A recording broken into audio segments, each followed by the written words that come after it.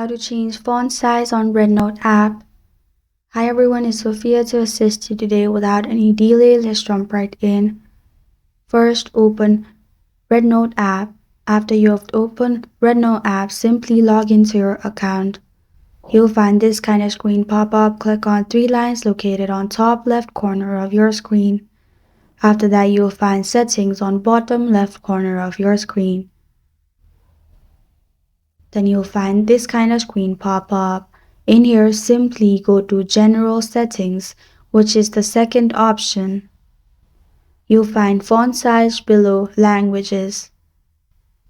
You'll find three options: normal, large, or larger.